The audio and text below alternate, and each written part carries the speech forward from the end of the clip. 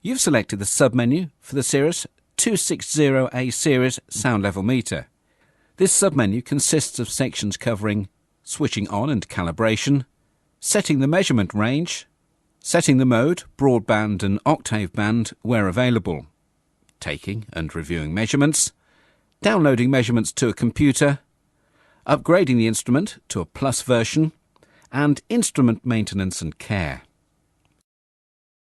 Choose a suitable environment before opening the case and handling the instrument.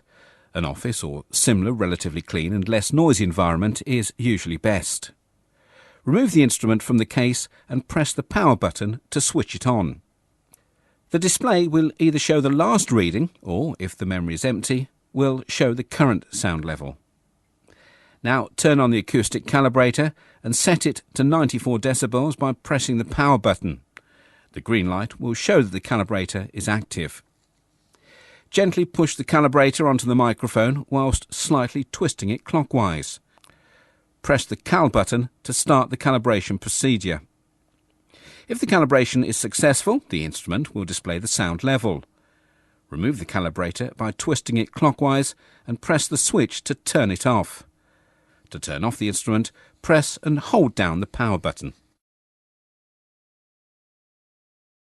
To set the measurement range, we must first gain an idea of the amplitude of the likely sound levels to be measured. To do this, we must first turn the meter on with the power button and then press the start button. Use the up and down arrows to change the measurement range whilst observing the bar graph on the display. If the measurement range is too low, the overload symbol will be shown on the display. Conversely, if the range is too high, the underrange symbol will be shown. A good starting point would be to set the range such that the average noise level is generally in the middle of the scale. You may need to adjust the range between taking measurements whilst undertaking a noise survey. In broadband mode, the instrument will measure sound levels for all audible noise. In octave band mode, the instrument will measure the sound levels for 13 individual frequencies, ranging from 31 Hz to 16 kHz. Not all instruments have the capability to measure both. Please refer to your user manual for further information. To change the measurement mode, press the mode button. The instrument will show the current setup. It's then possible to cycle between A or C weighting by pressing the mode button again. Once you've chosen the appropriate weighting, press the start button to begin a measurement. Instruments that have the capability to record octave band measurements work in the same way, except continually pressing the mode button cycles the instrument between A or C weighting and octave band filters. As before, once you've chosen your mode, simply press the start button to begin a measurement. Press the start button to begin a measurement. If you press the graph button during the measurement, you can switch between numerical and graphical displays. This works for both broadband or octave band modes. The instrument will continue to run until one of the following takes place. You press the stop button or you reset the current measurement. Once you've stopped the measurement, the instrument will display the data for the last measurement. Press the graph button to switch between numerical and graphical displays. Please note that if you start a new measurement, the last one will be overwritten and the information lost. So it goes without saying, don't forget to write it down. However, the Plus version of the instrument can store up to 100 measurements in its internal memory, although only the last one can be displayed on the instrument itself. You can view previous measurements by downloading the data to the Defier 3 software.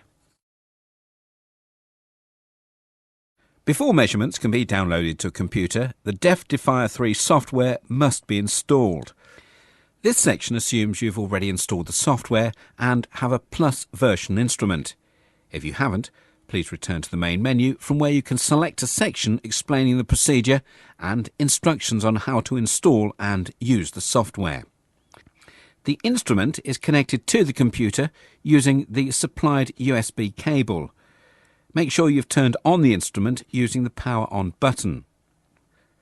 Firstly, taking the end of the cable with the square connector, Plug it into the instrument, noting the correct orientation and taking care not to force it home. Then plug in the other end of the cable, the one with the rectangular connector, to USB port on your computer. After you've opened the Deaf-Defier 3 software, it'll automatically detect the instrument. Select the download option on the toolbar to initiate the downloading process. Further information can be obtained from the main menu software section or from within the Deaf-Defier 3 software help. By upgrading your instrument to the Plus version, a range of new functions and features are added. These additional functions are accessed from within the Deaf-Defier 3 software. Make sure you've turned on the instrument using the Power On button. Once your instrument is connected to your computer, a window will appear where you're given the upgrade option. Select the upgrade key and a new window will appear requesting you enter your upgrade key code. Enter the code and then select the Upgrade Instrument button. The software will then upgrade the instrument and unlock the new features and functions. A window will indicate the upgrade progress. During this process, don't press any buttons on the instrument or disconnect the USB cable. Note, measurements can't be downloaded from the instrument unless it's to the Plus version specification. For details on how to obtain an upgrade key code, please contact your local representative or Cirrus Research plc. Your sound level meter is a precision instrument and should therefore be treated with appropriate care and attention. By adopting the following hints and tips, it should give you many years of good service. Don't allow the instrument to be exposed to substances which may cause damage to the unit's components. Always use a windshield in dusty environments to protect the microphone capsule. Don't allow water to penetrate or condensation to form within the instrument body or microphone capsule.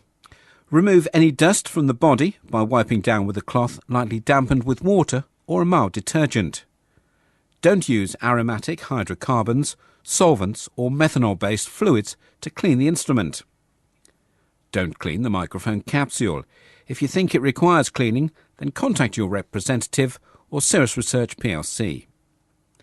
Always use alkaline batteries of good quality to power the instrument, taking note of their polarity. The battery life is continuously monitored and warning given of low battery life. It's not advisable to leave exhausted batteries inside the instrument.